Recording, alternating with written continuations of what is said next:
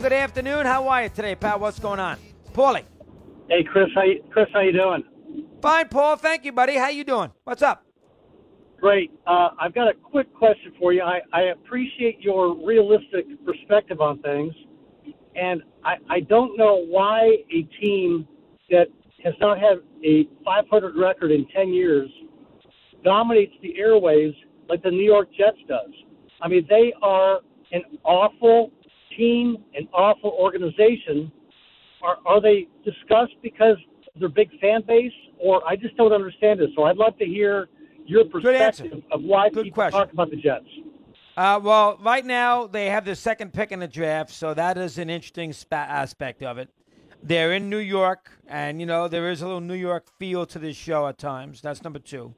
Number three, their fan base is more of a blue-collar fan base than the Giant fan. And the blue-collar fan base, fortunately, supports sports talk radio. So they're more apt to get their opinions heard and felt than the New York fan is, the Giant fan. I think that's a little aspect of it as well. And they've had a very they've had a very spotty career. I mean, they had Namath. They won the first Super Bowl for the AFL. They've had when they get hot, they've had a lot of brutal losses. They've been a laughing. Rex Ryan's was a noisy coach. They're on television a lot because of the New York market with Monday Night Football. A lot of media members are Jet fans. Ian's a Jet fan. Steve Levy's a Jet fan. Two guys who do NFL football. They have a very passionate. There's a lot of Jet fans who are in the media who are Jet fans. There's a lot of Jet fans in the media, to make a long story short, and that's got a little something to do with it too. But if you live in Lexington, Kentucky, Paul, like you do, the last thing you want to hear about every day is the 2-14 Jets. I understand the point. I really do. Go ahead. You are so right, and I'm not trying to bash I'm really not trying to bash the Jets. And I loved what Joe Namath did with his predicting the win. Is he a Hall of Fame football player? Look at his touchdowns to his interceptions. Look at his winning record. How is he in the Hall of Fame?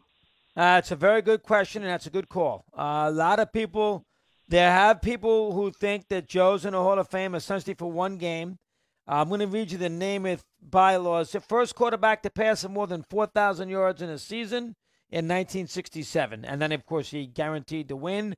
But you can make a good argument that Joe, his body of work, you can make a good argument. Now, the other argument for Joe, there's an intangible aspect to Namath as well. And that has to do with the idea that, he's in a lot of ways, he's the first big AFL star in a lot of ways. At quarterback, played in New York, probably, the merger was going to happen anyway, but, New York City, big brash quarterback, spurned the NFL, and then turned around and guaranteed a win against the 13-1 Colts and won the game. Now, he wasn't the MVP of the game. Matter of fact, folks, remember, he did not throw a touchdown pass in that game. And Matt Snell, probably 16-7 against Baltimore in 68 season. Matt Snell probably should have won the MVP. But that's a good job all the way around there from Paul in Lexington, Kentucky. Here's Kiko in Northern California, and he's with us here on Mad Dog Unleashed. Kiko, good afternoon. How are you today? What do you have? Good, Christopher. I've got a couple items here I want to touch base on. The first is the debacle in Lake Tahoe this week. I don't know if you had a chance to catch that. I followed it. I didn't know what happened yesterday. Did they get the game in yesterday? I know they got moved to midnight there on Saturday. What did they do yesterday? Did they play the games? Yeah, but it was like skating on snow. Once they got to the later, they pushed it back, but still the ice was not good. And what I couldn't figure out was, so the 60 Olympics were held in Squaw Valley. There's still the ice rink up at Happy Camp. Why did they not put it there where you got some more elevation and hold it at night? What was the thought process that we're going to go to California and we're going to have daytime games? Now, I will say they had some bad timing. Last week we got a lot of snow and there was a lot of, it was cold up there. And unfortunately, Saturday and Sunday was just gorgeous. I mean, it was high temps and what have you. But I never got why they why they tried to put it over on Edgewood on an 18th green. It just didn't.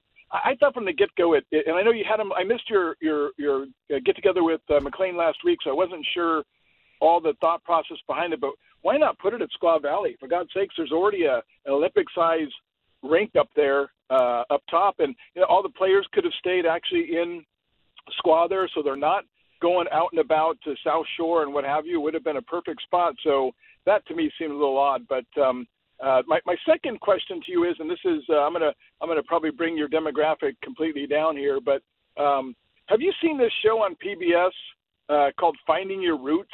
And they have different celebrities, and they go back to how their ancestors got here to the States and so on.